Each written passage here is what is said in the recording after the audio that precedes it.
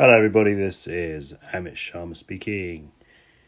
If you are a small property developer and you buy and sell flats from time to time, and sometimes you add value to those flats by doing sort of unusual extensions which are not sort of normal refurbishments, then I think the following case, which is the Duval and 11 and 13 Randolph Crescent Limited, which is a UK Supreme Court case, handed judgment down on the 6th of May 2020. This case may be very relevant for you to sort of be aware of where things lie.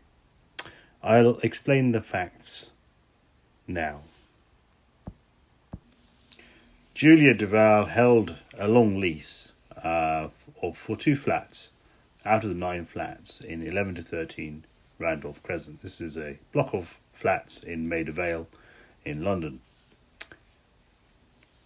All of the 9 leases were essentially identical.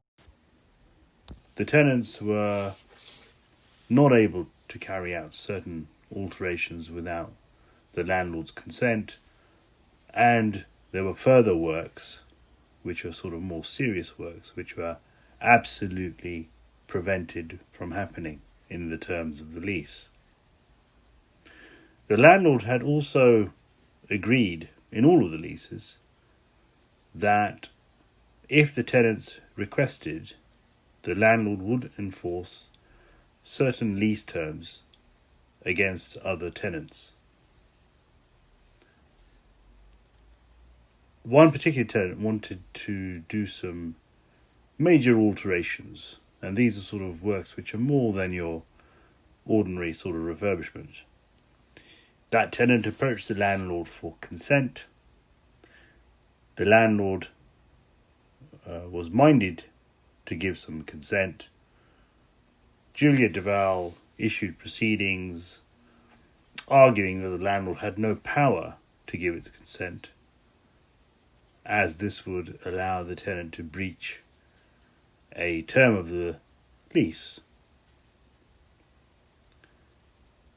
The landlord counter-argued and said that the landlord should be able to deal with its own building, and once it had granted consent, then the works therefore could no longer be considered a breach. The court found the decision in the favour of Julia Duval. They decided that there was an implied term in the lease that the landlord will not do anything that would prevent the landlord from enforcing the tenant's covenants in the other leases, including even consenting to something that would otherwise be a breach. The court felt it would be useless to have a term in the lease if the landlord could do what it wants to do in any event. In essence, the court here had to imply a term in the lease which did not exist. It was essentially an exercise of reading between the lines.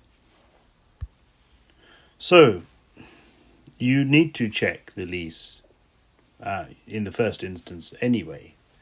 But how do you sort of move forward? So if you're a developer and you now want to sort of add value by, let's say, extending into roof space, or extending into basement, or even doing sort of a horizontal extension, if and when that's possible, you would need to consider the fact that every single tenant in the block or the conversion would probably need to give some sort of consent, and in my view some sort of waiver against any sort of claim. And I'm pretty sure that the landlord would also be interested in ensuring that a tenant who's not doing the works but may be affected by works would sort of agree to a waiver. Now, it may well be that a small amount of money may need to be paid. It may well be that any sort of consent from the landlord and any other tenants is going to be qualified with some very strict conditions. So you may need to have additional insurances in place. So hopefully this hasn't put you off from flats as potential developments. If you like our content, please do like, share and subscribe. Thank you for listening. Bye-bye.